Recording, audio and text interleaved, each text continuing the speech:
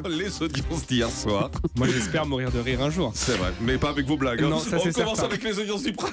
Avec une nouvelle soirée d'Unforgettable, 5 600 000 téléspectateurs sur la soirée et TF1 qui est sur la première marche du podium avec 23,1% du public et un premier épisode à plus de 6 millions de téléspectateurs. La deuxième place et la deuxième marche du podium, elle est pour France 3. C'est la surprise avec un nouvel épisode de la série La Loi de Barbara avec Josiane Balasco. Un très beau score, 3 600 000 et 14,4%. C'est encore mieux que le numéro qui était diffusé en mars 2014. La troisième place, elle est pour M6 avec un nouveau numéro de l'émission Patron Incognito, cette émission où un chef d'entreprise se grime pour découvrir le quotidien de ses employés. M6 qui est sous les 3 millions de téléspectateurs et 12,5%. On est loin du record qui avait fait 3 800 000 au mois de janvier dernier, mais ça reste néanmoins un score à peu près dans la moyenne concernant cette émission. Et au pied du podium, on retrouve France 2 qui a souffert hier avec un nouveau numéro de l'émission Aventure de médecine avec Michel Simès, numéro consacré à l'homme réparé, à l'évolution des prothèses et toutes les pièces qui font tourner la mécanique humaine.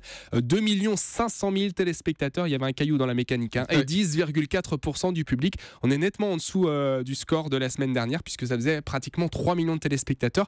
400 000 personnes sont parties en une semaine. Et puis un mot sur les audiences de la TNT avec une vraie surprise, Énergie 12 qui franchit largement la barre du million de téléspectateurs. Oui, c'est rare pour être souligné. Énergie 12 qui avait quelques soucis sur ses prime time et donc un très gros score pour la 12 hier. 1 300 000 téléspectateurs et 5,5% grâce à du cinéma, le film Fast and Furious 4.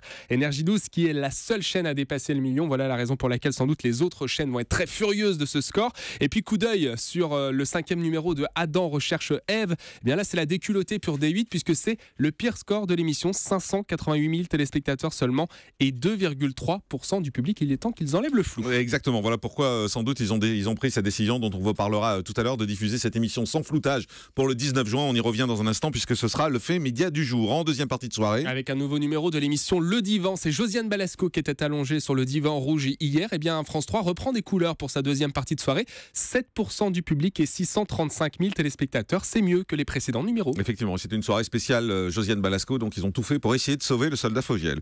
Audience en prime, en access avec 3 millions, pratiquement 400 000 téléspectateurs, c'est le pire score pour le juste prix, 17,9% du public. France 2 est à 2 800 000 téléspectateurs et 14,1%. Vous l'avez vu Jean-Marc, seulement 700 000 d'écart entre Nagui et Vincent Lagaffe hier. C'est assez resserré, les taux se resserrent. France 3 est à 2,7 millions. Et puis concernant les talk shows, le Grand Journal 1,3 million.